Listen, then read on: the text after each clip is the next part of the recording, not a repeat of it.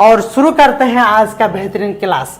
देखिए previous paper में एक बार ये क्वेश्चन पूछ लिया गया, जो देख सकते हैं कि ये अगर आप 3 या 4 क्लास का बुक में अगर आप मैथ्स की क्लास में देखे होंगे कि इस तरह का टेबल देखे, ये बहुत ही आसान है, लेकिन हमारा जो लैंग्वेज था ना वो बहुत ही डिफिकल्ट जैसा लग रहा था। इसको हम लोग भिन्न डिस्क कहते हैं। क्या कहते हैं इसको?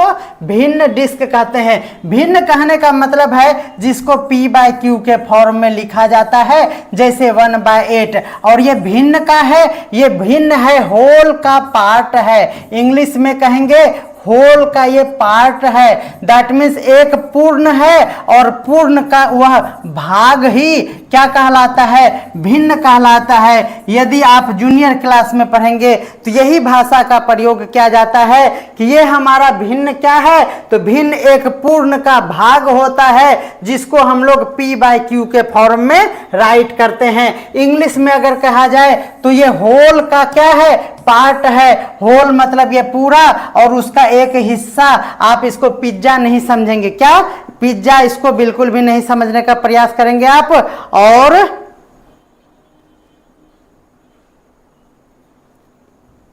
चलिए बहुत अच्छा, तो इसको हम लोग ये जो हमारा डिस्क है, एक क्या है ये? डिस्क है। इसको कहते हैं भिन्न डिस्क, है ना। तो चलिए इसके बारे में हम लोग क्या करते हैं, भिन्न डिस्क का उपयोग अब नोट करते चलिएगा। ये कॉन्सेप्ट था जो आपको जानना था, और अब आप कॉपी निकाल लीजिए और उसमें डबल स्टार लगा के लिख लीजिए, क्योंकि इसका जो है ना बहुत ही ज्यादा उपयोग हो रहा है अभी एग्जामिनेशन में। भिन्न डिस्क का उपयोग करके प्राथमिक विद्यालय के शिक्षार्थी भिन्न की कल्पना कर सकता है। भिन्न की कल्पना करने के लिए नोट किया जाए, भिन्न की कल्पना करने के लिए किसका यूज किया जाता है? तो भिन्न डिस्क का यूज किया जाता है। चलिए इस पे एक क्वेश्चन भी प्रीवियस ईयर में पूछा गया है। ये प्रीवियस ईयर का क्वेश्चन है जो 43 नंबर में आपके प्रीवियस पेपर में पूछा गया है, और वो पूछा गया है, मैं जस्ट बता देता हूं, वो पूछा गया है 2023 में 20 अगस्त का ये क्वेश्चन है। 20 अगस्त को जो हुआ था 2023 में सीटेट का एग्जाम, उसमें ये क्वेश्चन पूछा गया है। देखिए किस तरह से क्वेश्चन पूछा गया है, थोड़ा सा घुमा के कह रहा है कि निम्नलिखित में से कौन सा प्राथमिक विद्यालय के शिक्षार्थी के लिए, ये देखिए भिन्न दिया हुआ है 2/3 4/6 के लिए तुल्यता की कल्पना करने के लिए किसका उपयोग करना सबसे अच्छा रहेगा। क्वेश्चन देखिए सीधा नहीं पूछा है, ये इस तरह का दे दिया है, और इसको तुल्यता की कल्पना करने के लिए किसका उपयोग किया जाता है। तो अगर आपको यहाँ भिन्न दिया हुआ है तो सबसे पहले आपके माइंड में आ जाना चाहिए और वो वर्ड आना चाहिए भिन्न डिस्क का कॉन्सेप्ट। भिन्न डिस्क का कॉन्सेप्ट मतलब ये डिस्क है और इसमें ये जो पार्ट होते हैं यही है हमारा भिन्न का डिस्क। ओके, तो समझ रहे हैं आप। तो इसको हम लोग भिन्न डिस्क कहते हैं। देखिए ऑप्शन में है विभाजन भाग विधि। देखिए अब यहाँ भिन्न देखिएगा तो आपके मन में होगा कि विभाजित कर देंगे, भाग वाला आंसर आप लगा सकते हैं, लेकिन लघुत्तम समापवर्तक विधि ये तो नहीं आप लगाएंगे।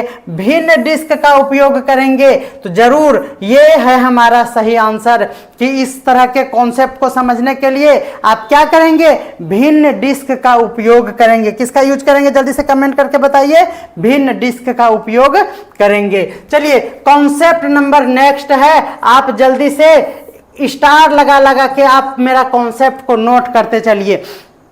देखिए पढ़ाने के बहुत सारे स्टाइल है जिसमें आपको एक ही साथ कॉन्सेप्ट पढ़ा दिया जाएगा, उसके बाद एमसीक्यू कराया जाएगा। लेकिन पिछले 2-3 जो कोर्स हम लोगों ने चलाया तो सबसे ज्यादा डिमांड यही था कि सर आप प्लीज हर एक कॉन्सेप्ट के साथ एमसीक्यू लेके आइए। तो हमने भी वही किया, हर एक कॉन्सेप्ट के बाद इसी पर आधारित क्या करके लाए, एमसीक्यूज। और ये एमसीक्यूज क्या है, देखिए प्रीवियस ईयर का क्वेश्चन है, आप देख सकते हैं, ये हमारा स्क्रीनशॉट है जो नहीं दिख रहा है, इसीलिए हमने इसको हिंदी में क्या किया, टाइपिंग कर दिया, तो आपको बहुत ही बेहतरीन कॉन्सेप्ट और कंटेंट मिलेगा हमारे चैनल पे।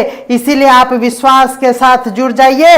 रास एजुकेशन का ही नाम है सबसे भरोसेमंद चैनल। और आप जानते हैं कि प्रधानाध्यापक का भी कोर्स चला था, है ना, और अभी चल भी रहा है प्रधानाध्यापक का कोर्स अभी लॉन्च किया गया है और इसमें अपार सफलता मिली है। मैं आपके लिए सदा आभारी रहूंगा कि इसमें अपार सफलता प्राप्त किए हैं हम लोग, और इसीलिए हम लोग का मनोबल बहुत ही हाई है, क्योंकि हमारे कंटेंट में है दम। इसीलिए इस बार निकलेगा हमारा सीटेट भी, क्योंकि प्रधानाध्यापक भी बहुत ही उत्साहित है हमारे कंटेंट और मटेरियल को देखकर। इसीलिए चलिए उसी उत्साह और उमंग के साथ आप हमारे साथ सीटेट में भी जुड़िए, उसी प्यार के साथ, है ना।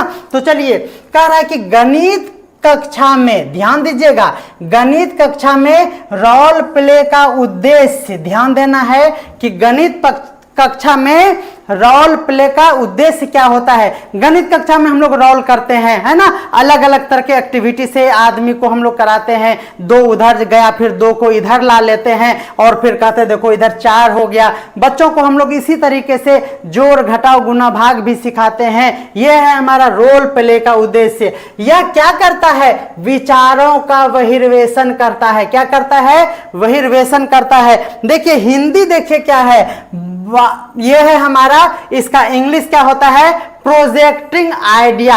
क्या है बहिर्वेशन का इंग्लिश, प्रोजेक्टिंग आइडिया होता है ना।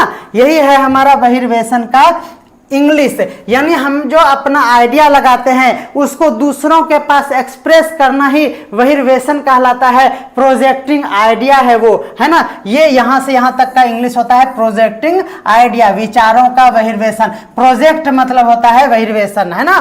तो चलिए, इस विधि से बच्चों में गणित के प्रति रुचि को क्या किया जाता है, बढ़ाया जाता है। यह रोल प्ले का उद्देश्य जो है वो क्या करता है, विचारों का बहिर्वेशन करने का साधन है। इसमें गणितीय विचारों और तर्क शक्ति का निर्माण होता है। बिल्कुल सही बात है।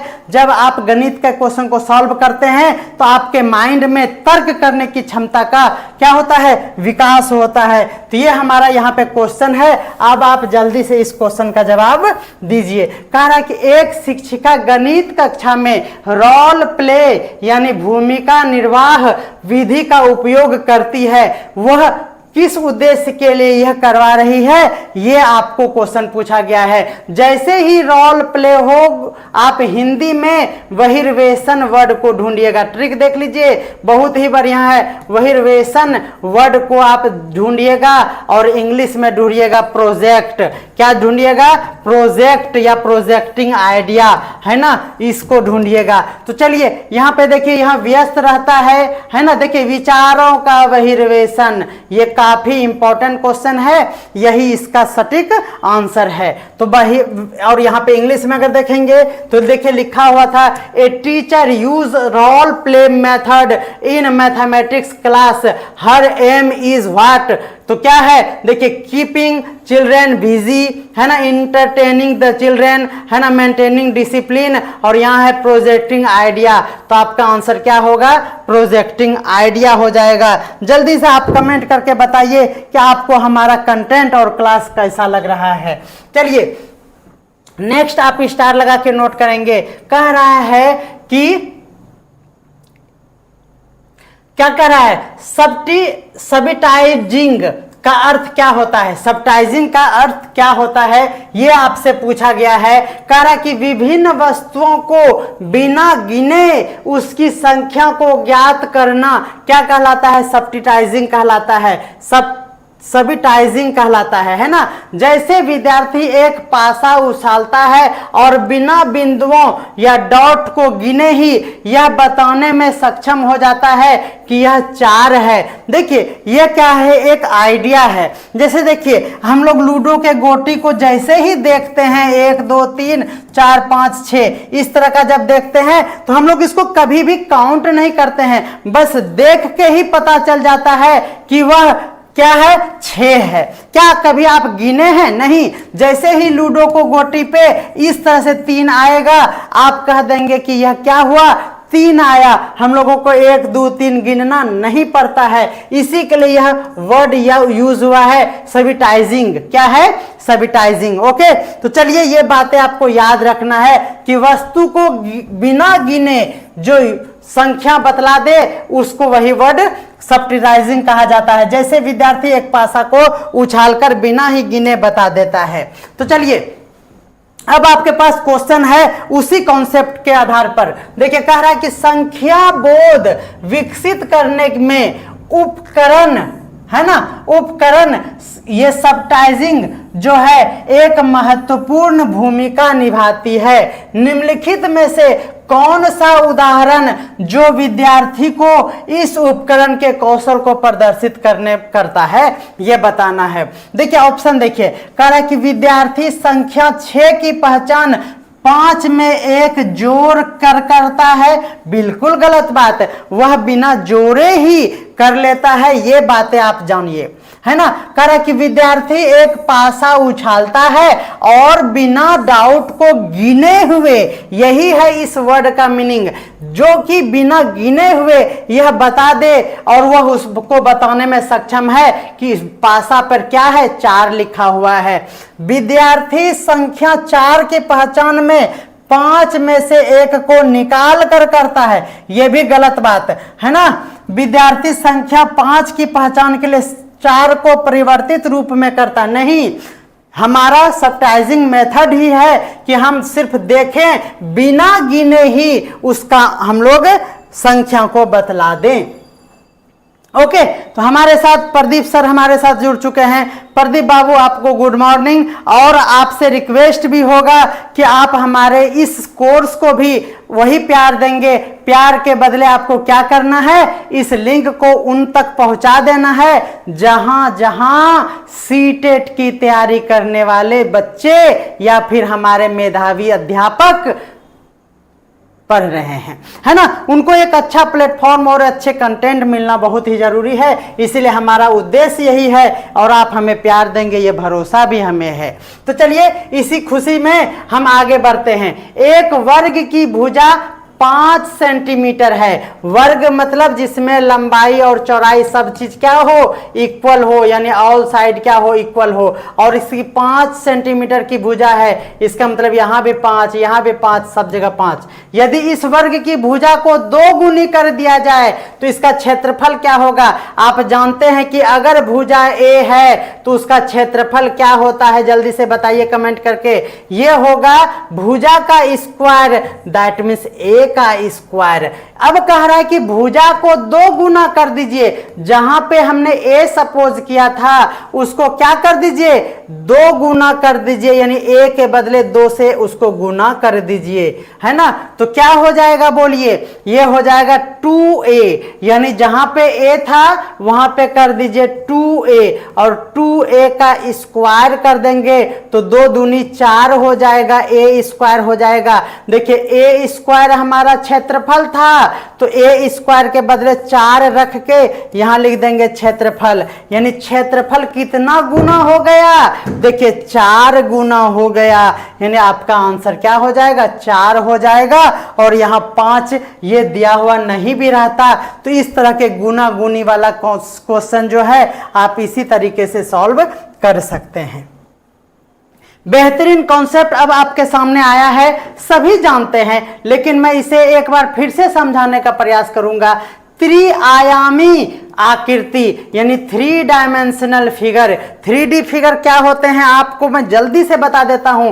3 डायमेंशनल फिगर जो है ना वो घन से शुरू होता है। घन कहने का मतलब लूडो का गोटी क्या है, घन है, और उसी घन को अगर आप लंबा कर देंगे, ईंट कर देंगे, ईटा देखे हैं ना आप, जब उसको ईटा कर देंगे जिसमें L भी हो, B भी हो और H हो, वो क्या हो जाते हैं, घन के बदले वो घनाभ कहलाने लगता है। कोई दिक्कत है। जब घनाभ के बाद हम लोग आगे बढ़ेंगे तो घनाभ के बाद हमारे पास एक पाइप जैसा होता है, लेकिन पाइप में तो होल होता है और इसमें ऊपर और नीचे इस तरह का सर्कुलर पार्ट होता है। और इस तरह का जो है यह हमारा हिंदी में बेलन है और अंग्रेजी में बोलेगी तो इसको सिलेंडर बोलना पड़ेगा। ये हमारा बेलन है, वो बेलन नहीं जिससे मम्मी मारा करती थी, ये वाला बेलन नहीं है। और बेलन में आपको याद रखना है जहां भी गोल गोल होगा, याद रखिए जहां भी गोल गोल होगा वहां आर का होना अनिवार्य होगा, जहां भी गोल गोल होगा वहां पाए का होना अनिवार्य होगा। रटा मार लीजिए, जहां भी गोल गोल पाथ हो, सर्कुलर पाथ हो, तो वो क्या होगा, वहां पाए तो आएगा ही आएगा, और जहां गोल गोल हो वहां आर भी आएगा ही आएगा। अब इसमें एक एक्स्ट्रा बातें हैं, वो है इसकी ऊंचाई और वो है हमारा एच। यानी बेलन में क्या होता है, पाई होते हैं, आर होते हैं और एच होते हैं। और यह भी हमारा त्रिआयामी आकृति है, यानी 3 डायमेंशनल फिगर है। तो आप इसको अच्छे से याद रखिएगा। इसके बाद जो आता है वो आता है शंकु। वो शंकु कैसा होता है, त्रिभुजाकार होता है, लेकिन वो त्रिभुज नहीं है। त्रिभुज मतलब हो गया 2 डायमेंशनल, द्विआयामी। और ये क्या है, ये है बर्थडे का कैप ले लीजिए या फिर आप सॉफ्टी ले लीजिए, है ना। ये है हमारा क्या, ये है हमारा शंकु। क्या है हमारा हिंदी में, शंकु। और इंग्लिश में इसको बोलेंगे कोन। क्या बोलेंगे, कोन। और आपको यह भी याद रखना पड़ेगा कि जहां भी गोल होगा वहां क्या होगा, बोलिए, वहां आर होगा, और आर जहां होगा वहां पाई भी होगा। और इसमें एक्स्ट्रा में क्या होता है, बोलिए, इसमें हाइट भी होता है। और इसमें एक एक्स्ट्रा बात होता है, ये जो तिरछी लाइन है ना, इसको एल बोलते हैं, इसको सलांट हाइट बोलते हैं। एल मतलब यहाँ लंबाई नहीं होगा, एल मतलब यहाँ होगा सलांट हाइट होगा। यानी आपको यही याद रखना है कि एक इसमें होता है ए, इसमें होता है एल बी एच, इसमें होता है पाई आर एच, और इसमें होता है पाई आर एच के अलावा एक और बातें, और वो है हमारा एल। एल मतलब नॉट लंबाई बल्कि क्या है, वो है सलांट हाइट, जिसको हिंदी में बोलेंगे तिर्यक ऊंचाई। क्या बोलेंगे, जल्दी से कमेंट कीजिए, तिर्यक ऊंचाई बोलेंगे। क्या बोलेंगे, तिर्यक ऊंचाई बोलेंगे। ओके, तो जल्दी से आप हमें कमेंट कर दीजिए। देखिए आप हमारे साथ जुड़ते हैं और कमेंट नहीं करते हैं, ये तो दिल विदारक स्थिति है, दिल को आप तार तार कर देते हैं। बिल्कुल गलत बात। तो ये हो गया हमारा कोन। और कोन के बाद हमारा कॉन्सेप्ट में क्या है, गोला को समझ लीजिए। ये क्या है, मैं आपसे पूछूं तो आप कहेंगे गोला है, मैं कहूंगा कि गोला है या फिर वृत्त है, जल्दी से बता दीजिए। ये वृत्त है और ये क्या है, जल्दी से आप बता दीजिए। ये क्या है, गोला है। आप कहेंगे कि सर गलत आप लिख रहे हैं। आपको अंतर क्या रखना है जब फिगर बनाएंगे, गोला और वृत्त में क्या अंतर है, जल्दी से बताइए। जब आप डायग्राम बनाएंगे, ये 2 लाइन हमने इस तरह से बनाया है ना। देखिए अगर इसके बीच में आप इस तरह का पॉइंट दे देते हैं, तब वो हमारा क्या बन जाता है, वृत्त बन जाता है। और जब पॉइंट नहीं दें तो इसको गोला समझना चाहिए। गोला कहने का मतलब फुटबॉल जैसा है। ये क्या है, ये फुटबॉल जैसा है। और इसमें क्या होते हैं, जो भी गोल होगा उसमें आर होगा, और जो आर होगा तो वो अपने साथ एच लेकर आएगा। यानी इसमें बस 2 ही बातें आपको याद रखना है कि इसमें आर और एच होता है, बस ये कहानी खत्म हो गया। और इसी का आधा पार्ट कर देंगे तो वो हमारा अर्धवृत्त कहलाता है। इसमें भी क्या होता है, सर्कुलर पार्ट होता है, इसलिए पाई होगा। जहां पे पाई होगा वहां आर होना ही है, और इसको कहते हैं अर्धवृत्त। क्या बोलते हैं इसको, अर्धवृत्त। तो इतनी बातें थी जो हमने आपको बतलाया। और ये क्या है, ये है हमारा त्रिविमीय आकृति। क्या है, त्रिविमीय आकृति का नंबरिंग आप देख लीजिए, आप कभी नहीं भूलिएगा। और आप अगर प्राइमरी टीचर के लिए यानी आप पेपर 1 की तैयारी कर रहे हैं तो इससे अच्छा कॉन्सेप्ट हो नहीं सकता है, इससे अच्छा कॉन्सेप्ट हो नहीं सकता।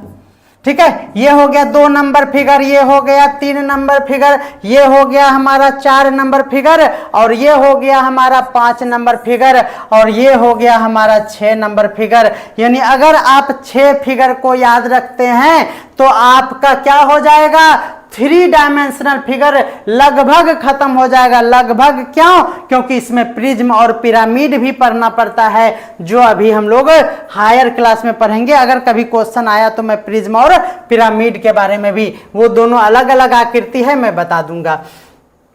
तो इतनी बातें आप जान गए। आप अगर इस वीडियो को देख रहे हैं तो इस तरह के कॉन्सेप्ट पर आप क्या कहना चाहेंगे, आप अपनी राय जरूर हमें दें। ओके, चलिए, कह रहा है कि इस समूह में बताइए कि कौन 3 डायमेंशनल आकृति है।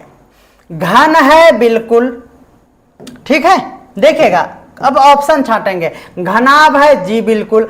अर्धवृत्त का कोई काम यहां नहीं है। वृत्त जो है ना वो 2D में आता है, चाहे वो अर्धवृत्त हो या पूर्ण वृत्त हो, उससे हमको कोई मतलब नहीं है। देखिए, उसी तरह से हम लोग बात करेंगे, घन सही है, घनाभ सही है, वृत्त की यहाँ कोई गुंजाइश नहीं है, इसलिए ये भी नहीं होगा। घन, घनाभ, वृत्त की कोई गुंजाइश नहीं है। त्रिभुज की भी कोई गुंजाइश नहीं है, क्योंकि 6 ही फिगर आपको याद रखना पड़ेगा, है ना। घन है, बिल्कुल। घनाभ है, गोला है और बेलन है। घन, घनाभ, गोला और बेलन ही आपका राइट आंसर होगा। कमाल हो गया, बहुत ही मजा आ रहा होगा। हमारे साथ जो भी लाइव जुड़े हुए हैं वह कृपया कमेंट करके हमें बताइए कि आपको ये कॉन्सेप्ट कैसा लग रहा है। जल्दी से आप कमेंट करेंगे तो मेरा भी मनोबल हाई हो जाएगा। और उसके बाद इस क्वेश्चन पे आते हैं।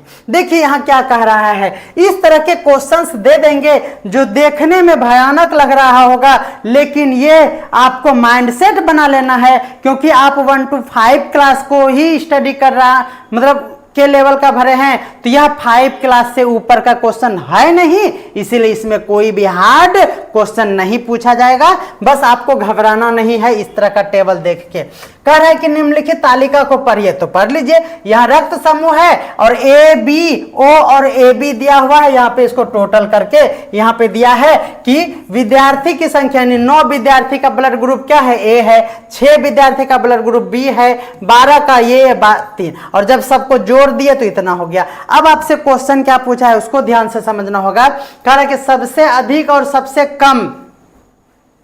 कम पाए जाने वाले रक्त समूहों का अनुपात ज्ञात कीजिए। सबसे अधिक कहां है, देखिए सबसे अधिक ये वाला है ना, नहीं, हाउस में रहना है। यहाँ तो कुल है, ये वाला 4 ही ब्लड ग्रुप है। यहाँ कह रहा है कि सबसे अधिक और सबसे कम रक्त समूह की बात करना है आपको, है ना। तो ये तो टोटल है, इसको नहीं देखेंगे। अब इसमें देखिए सबसे अधिक है 12, और अनुपात का मतलब 2 बिंदा, और सबसे कम है 3, तो यहाँ पे 3 लिख देंगे। ध्यान रखना है लिखने के समय में, अधिक वाला पहले, अधिक वाला पहले, सबसे कम वाला बाद में लिखा है तो सबसे कम वाला बाद में। इसको इसी तरह से कटा देंगे, 3 एका 3, 4 तिया 12, इन 4 अनुपात क्या हो गया, 1 आपका राइट आंसर हो गया। जल्दी से आप कमेंट करके बताइए कि क्या आपको हमारा पढ़ाने का कॉन्सेप्ट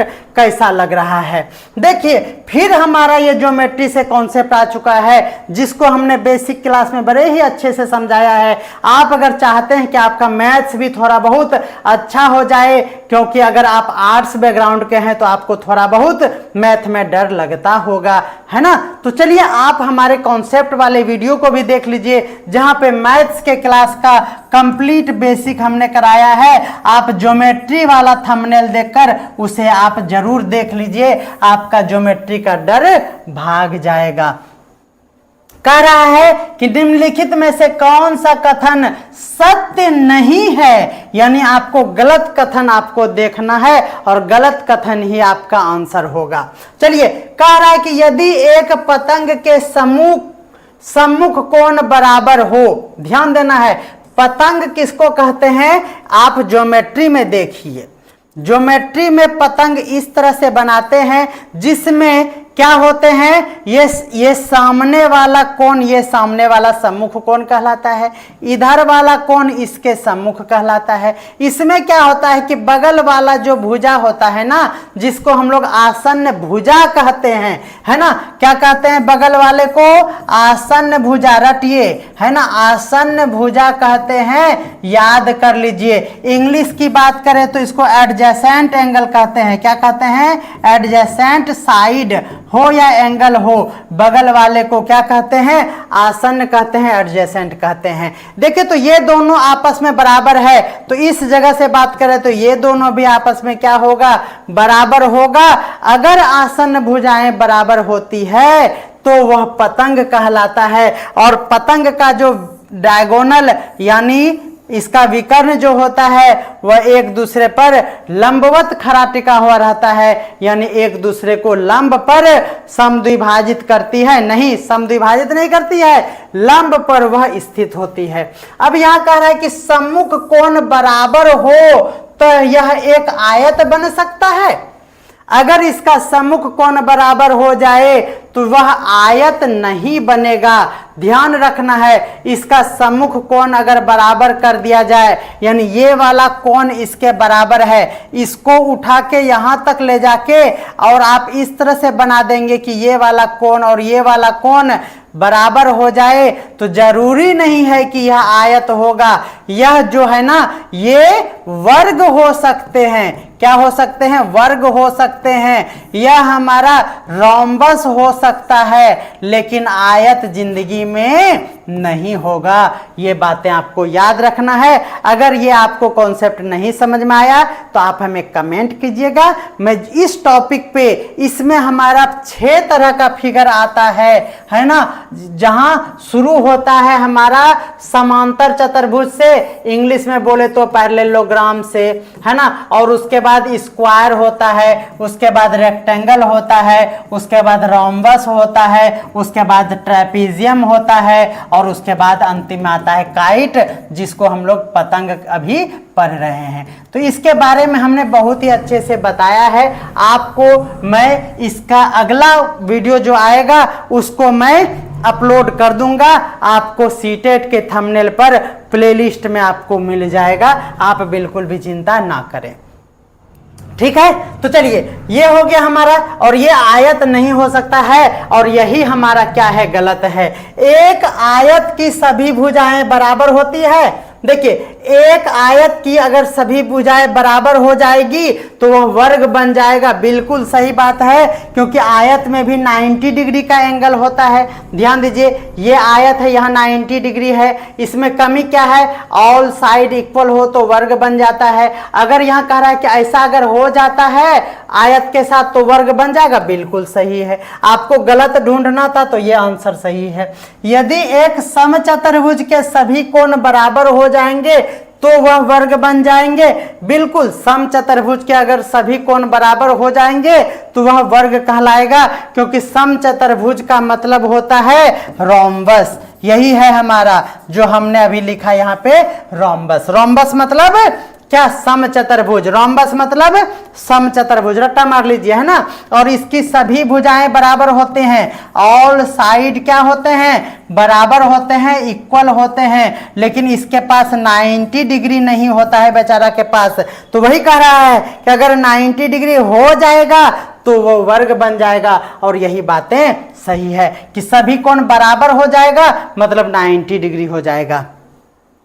यदि एक समांतर चतुर्भुज के सभी कोण बराबर हो जाए, सभी कोण बराबर हो जाए, इसका मतलब 90 डिग्री हो जाए, है ना, तो वह आयत बन जाता है। बिल्कुल सही है कि अगर समांतर चतुर्भुज के कोण सिर्फ 90 डिग्री का है, ध्यान देना है आपको एक नए स्लाइड पे, अगर समांतर चतुर्भुज का सभी कोण बराबर हो जाए, क्या हो जाए? सभी कोण बराबर हो जाए तो वह आयत बन जाता है। समझिएगा, वही पैरेललोग्राम यानी समांतर चतुर्भुज का सभी कोण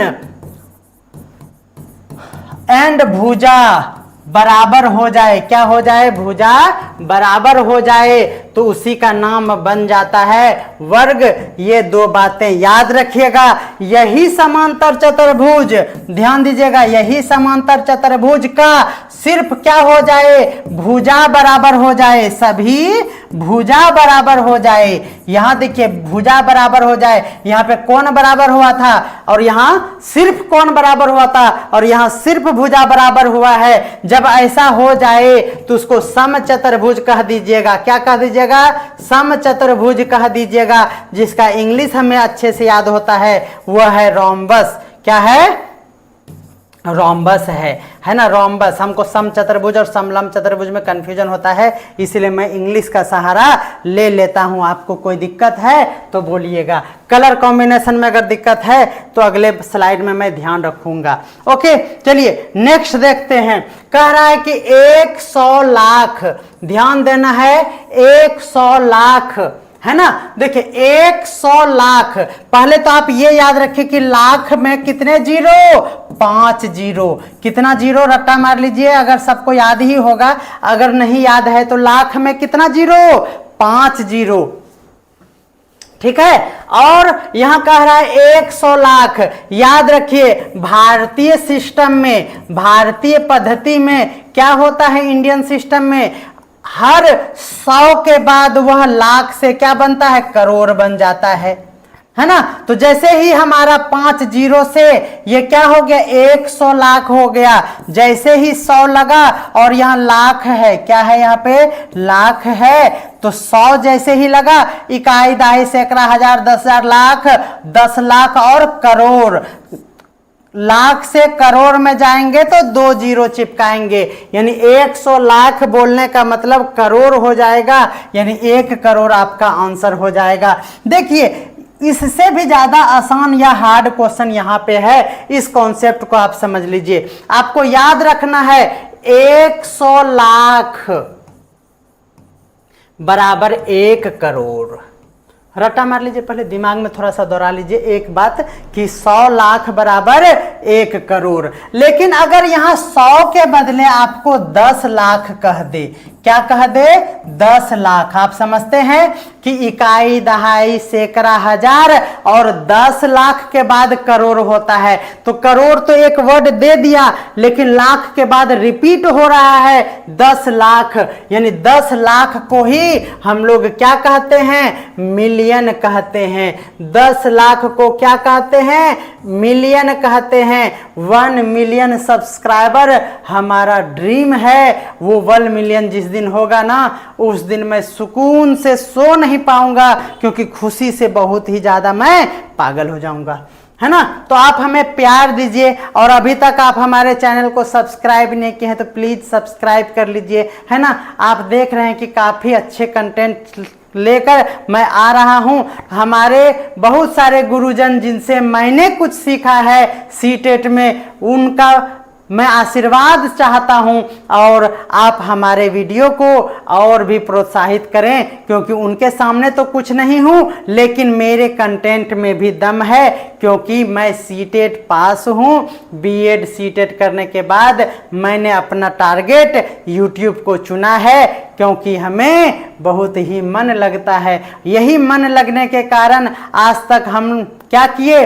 गवर्नमेंट जॉब को क्रैक नहीं किया, क्योंकि जब तक किसी चीज में शिद्दत से आप नहीं लगेंगे तो आप उसमें सफल नहीं हो पाएंगे। कहीं ना कहीं इसी टेक्निकली स्ट्रांग होने के कारण हम अपने पढ़ाई में शायद अपना 100% नहीं दे पाए होंगे, इसीलिए हमने उसे छोड़कर इस दुनिया में कदम रखा है। तो आप लोगों का आशीर्वाद का उम्मीद हम करते हैं, आप अपना प्यार दीजिएगा। तो चलिए 10 लाख बराबर क्या? 1 मिलियन। आपको याद हो गया होगा। अगर 1 मिलियन की बात करें, 1 मिलियन में कितना लाख? 1 मिलियन में कितना लाख? तो 10 लाख। 1 मिलियन में कितने लाख? तो 10 लाख, है ना। अगर 1 मिलियन में कितना करोड़? तो आप जानते हैं कि 100 लाख अगर कहेंगे तो क्या हो जाएगा? ये हमारा हो जाएगा 1 करोड़, है ना। और करोड़ की बात करें तो इसको किससे डिवाइड कर दीजिए, 100 से। जब 100 से डिवाइड करेंगे तो पॉइंट यहां पे आएगा, यानी 0.1 करोड़ हो जाएगा। 10 मिलियन बराबर क्या होता है, 10 मिलियन बराबर क्या होता है, देखिए यहां पे ध्यान देना है। 10 मिलियन बराबर क्या होता है, तो 1 मिलियन बराबर 10 लाख। आपने जान गया, है ना।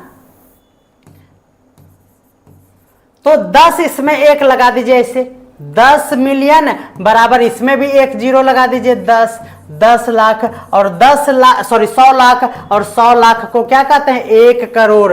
यानी 10 मिलियन सब्सक्राइबर जब हो जाएंगे तो इसका मतलब होगा कि वह 1 करोड़ हो गया।